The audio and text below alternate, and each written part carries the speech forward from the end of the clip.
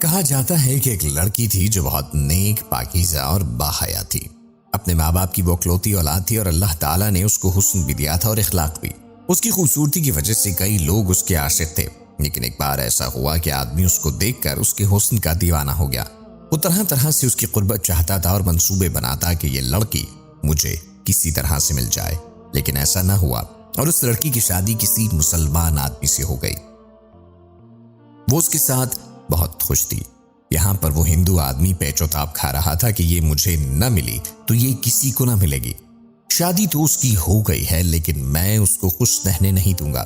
تو بہت خوش ہوا اور اس نے جنگل میں جا کر چلہ کاٹنا شروع کر دیا اور اس کے شوہر اور اس لڑکی پر کالا جادو کر دیا۔ کالا جادو کرنے کی وجہ سے اس کا شوہر اس سے کھچا کھچا سا رہنے لگا اور شروع کے 5 سال تک اس کے ہاں کوئی بھی اولاد نہ ہوئی۔ ایک تو غم شوہر اتنا بیزار اور پھر اولاد بھی نہ ہو رہی ہو، پھر کسی کے کہنے پر اس نے روحانی علاج کروایا۔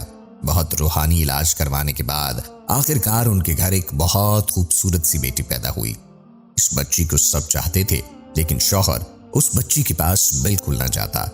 وہ اس بات سے بھی دکھی تھی لیکن اللہ کا شکر ادا کرتی کہ کم از کم گھر میں رحمت تو آئی۔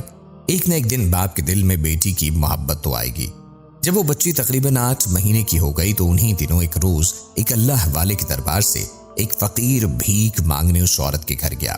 عورت نے ملازم کو کہا کہ اس بلنگ کو خیرات دے کر روانہ کر دو، مگر وہ فقیر ضد کرنے لگا کہ وہ گھر کی مالکن سے ملنا چاہتا ہے، بہت ضروری بات کرنی ہے۔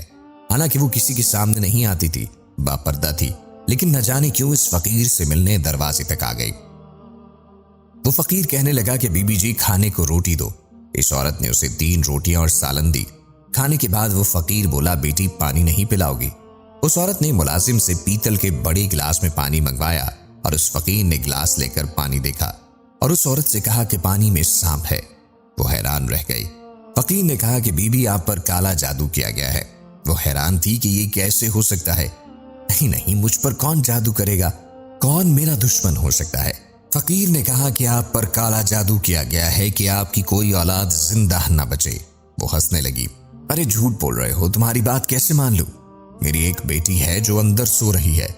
فقیر نے کہا کہ اچھا اندر جا کر دیکھو۔ میری بات سچ ہے کہ تمہاری بیٹی سو نہیں رہی بلکہ مر گئی ہے۔ وہ بہت پریشان ہوئی اور دوڑتی ہوئی اندر بھاگی۔ جھولے میں پڑی اپنی بیٹی کو دیکھا تو وہ سچ میں مری پڑی تھی۔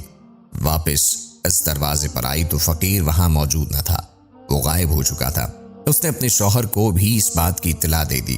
سب لوگ حیران تھے کہ آخر بچی اچانک کیسے اور وہ فقیر کون تھا جس نے اس کی موت کی خبر دی، لیکن صبر تو کرنا ہی تھا۔ وہ ثابت شاکر عورت اپنی بیٹی کی موت پر بس اللہ کے حضور سجدے ہی کرتی اور کہتی، اے اللہ، میں نے ایسا کون سا گناہ کیا ہے کہ مجھ سے خوشیاں ہی روٹ گئیں۔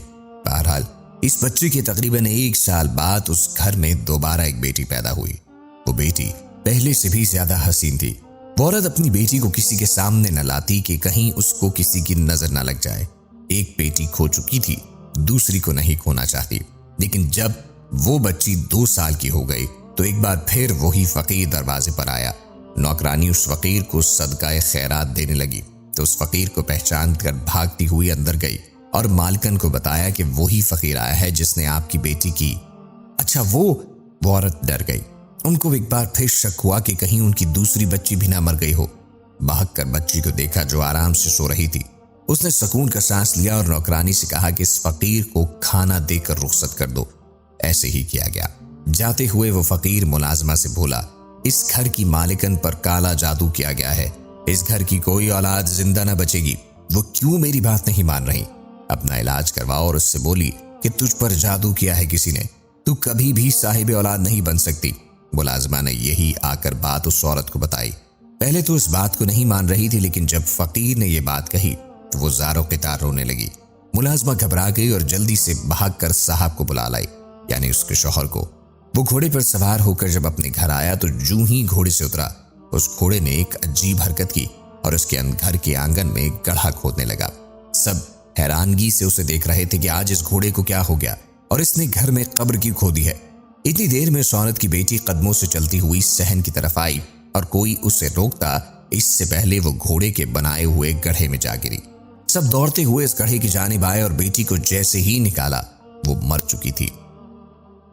اس حادثے کے بعد اب اس عورت کو یقین ہو گیا کہ فقیر ٹھیک ہی کہتا تھا۔ اس نے اس عمل کے توڑ کے لیے ایک عامل سے رابطہ کیا۔ اس عامل کے علاج کے دوران ہی اس کی ایک اور بیٹی پیدا ہوئی۔ اب وہ اور اس کا شوہر ہر وقت خوفزدہ رہتے، کہیں ان کی یہ بیٹی بھی نہ مر جائے، لیکن ہوا وہی جس کا ڈر تھا۔ ایک دن وہ عورت اپنے شوہر اور اپنی بیٹی کو کسی عامل کے پاس لے کر جا رہی تھی کہ راستے میں اچانک کہیں سے اڑتی ہوئی ایک چیل آئی اور ان کی کمسن بیٹی کو اڑا کر لے گئی۔ وہ دیکھتے رہ گئے۔ وہ چیل دور آسمان پر لے جا کر اسے پھینک چکی تھی۔ زمین پر آ کر اس کی بیٹی کا پورا جسم بکھر گیا۔ ماں باپ تڑپ تڑپ کر رو رہے تھے کہ آخر ہماری بیٹیوں کو اس طرح مارنے والا کون دشمن ہے۔ وہ ہر وقت اولاد کے غم میں روتی رہتی، اپنی آنکھوں کے سامنے بیٹیوں کو مرتے دیکھا تھا۔ ایک ماں کی برداشت تھی کہ وہ اب تک صبر و تحمل سے اللہ کے حضور سجدے کر رہی تھی۔ یا اللہ، تیری کیا رضا ہے، تیری کیا مصلحت ہے، کون ہمارا دشمن ہے، یہ راز کیوں نہیں کھلتا؟ عامل نے یہ نہیں بتایا تھا کہ کالا جادو کس نے کیا ہے۔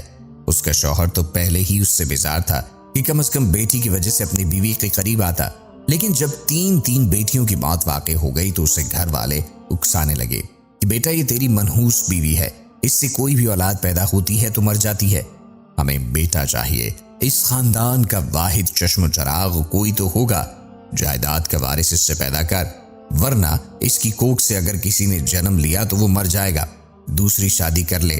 لوگ اس کو اکسا رہے تھے اور اس کا شوہر بھی دوسری شادی کرنے کے لیے سوچ رہا تھا کہ ایک دن اس کے گھر پر دستک ہوئی۔ فقیر نے روٹی کے لیے صدا دی، کوئی ہے جو بھوکے فقیر کو کھانا کھلائے؟ نوکرانی نے دروازہ کھولا تو وہی فقیر سامنے موجود تھا۔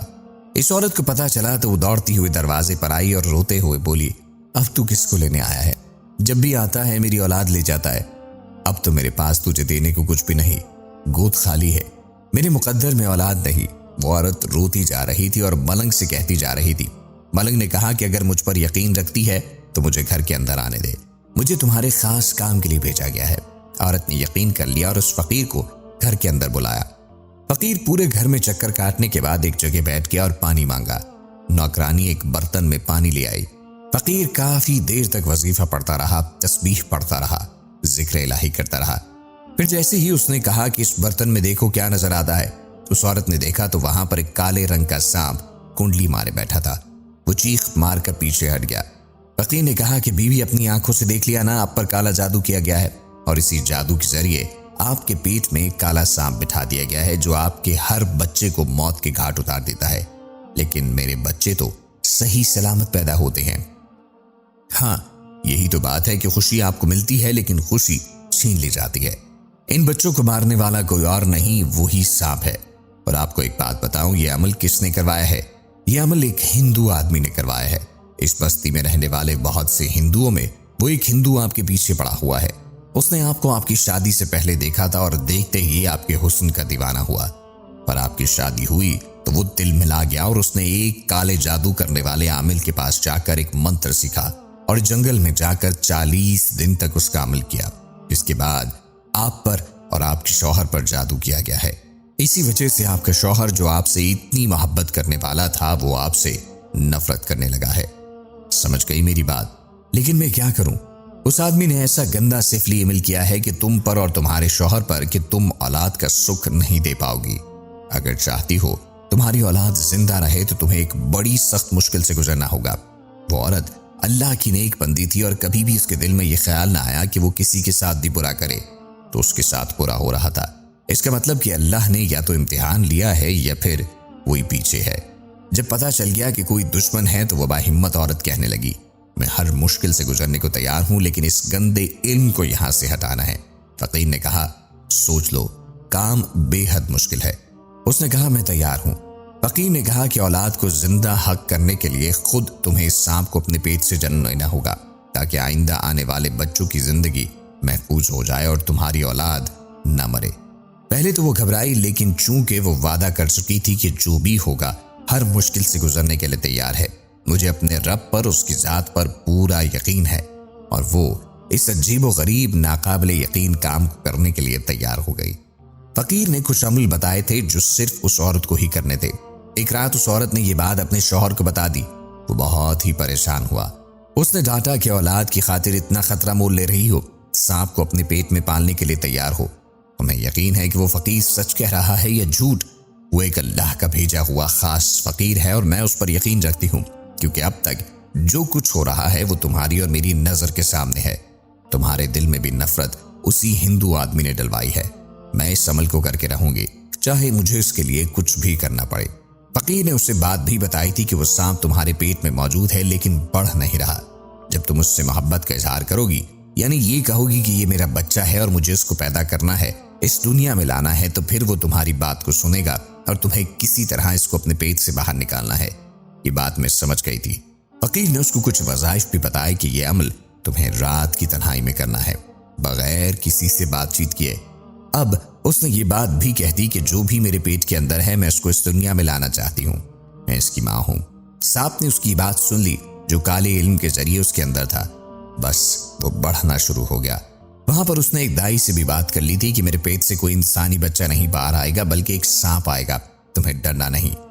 دائی نے اس کی بات مان لی اور ایک وقت آیا کہ اس نے سانپ کو جنم دیا، لیکن چونکہ وہ اس ختم کو کرنے کے لیے وظیفہ کر رہی تھی اور چلہ ہی کر رہی تھی، لیکن مسلمانوں کے طریقے سے تو سانپ زندہ نہیں بلکہ مردہ حالت میں باہر آیا۔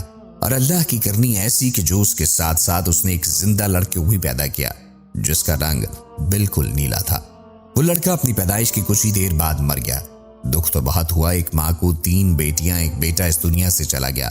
یہ کیا ہو رہا ہے میرے ساتھ؟ لیکن اس سانپ کو اپنے سامنے دیکھ کر وہ سچ میں حیران تھی کہ میں نے کس طرح اس خوفناک کالے سیاہ ناک کو اپنے اندر پالا ہے۔ اب یہ نکل گیا، اللہ تعالیٰ میری منزل کو آسان کر دے گا۔ اس واقعے کے ٹھیک 1 سال بعد اللہ تبارک و تعالیٰ نے اس عورت کو ایک صحت مند لڑکے سے نواز دیا۔ وہ لڑکا بالکل ٹھیک تھا اور اس کے بعد 2 اور بیٹے بھی اللہ تعالیٰ نے اسے عطا کیے۔ کالے علم کا اثر اب ختم ہو چکا تھا۔ ایک دن وہ فقیر اس کے دروازے پر آیا تو عورت بھاگتی ہوئی دروازے پر آئی۔ بابا کیا بات ہے؟ کوئی ایسی خبر تو نہیں سنانے والے کہ میں پھر سے ٹوٹ جاؤں؟ اب تو میرے بیٹے بھی ہو گئے اور اللہ کا شکر صحت مند ہے، اب تک ٹھیک ہے۔ میں روز ان کی لمبی زندگی کی دعا مانگتی ہوں کہ کوئی بھی اب میرے بچے کو نقصان نہ پہنچا سکے۔